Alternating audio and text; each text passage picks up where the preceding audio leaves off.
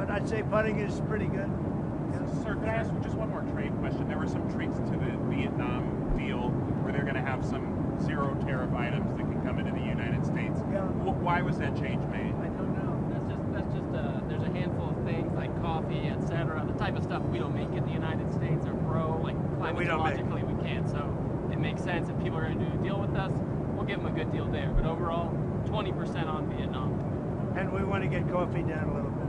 So just to clarify, technically that was stuff that was at 20 and now will be brought to zero, is that? Well, it's just brought to whatever congressional level of tariff there is, right? I mean, this is, you know, we have a huge deficit with Vietnam, and so they've taken down all their tariffs to zero on everything. All gone. All the non-tariff barriers gone. They're going to accept all our autos, all our standards, all of that.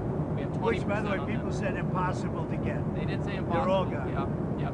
And so we just have a few items like that we can't grow or extract from the ground in the United States. Certain spices, right, that we don't grow in America, that kind of thing. How worried are you still about the risk of transshipment through Vietnam from China? So part of the deal, they've agreed to a duty evasion agreement with us, and if we catch them doing it, we can charge an additional 40%, right?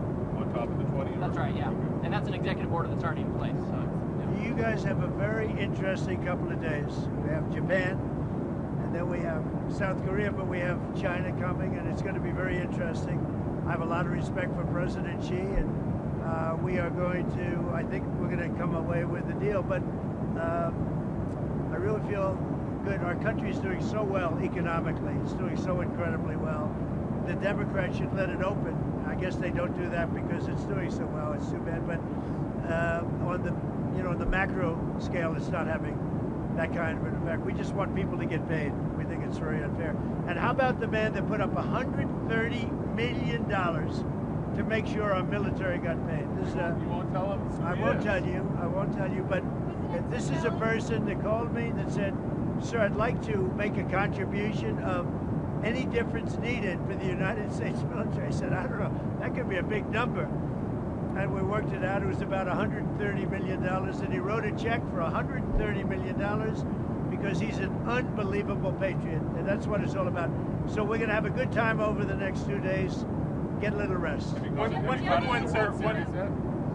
I haven't been watching it too much, the World Series. No, I'm disappointed they didn't put Pete Rose in. I said, put Pete Rose in before he dies. He had over 4,000 hits.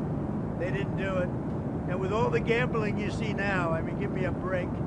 They didn't put Pete Rose in. I asked the commissioner, put Pete Rose in, commissioner, long before he died. Like a year before he died, they didn't get it done. Should have gotten it done. Pete Rose was a great baseball player. One quick one. Just, you said yesterday that you might invite China to Mar-a-Lago. Yeah. When would that be? Well, sometime after. I'm going to go, or we pretty much agreed that I'll be going to China. When is that? In the earlier part of the year. Okay. And President Xi will be coming into maybe Washington or Palm Beach or someplace sometime after that. Vietnam said that you accepted an invitation there as well. Do you plan on visiting Well, that? he invited me. If I can, I will. We have a good relationship with Vietnam. And they've made a lot of money with the United States over the years with presidents that really didn't know what they were doing.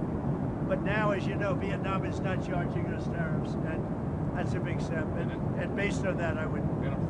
That's a big move. On Friday, Ambassador Greer launched a 301 on whether China reneged on its Phase 1 deal. Is that part of these talks? Would you pause that?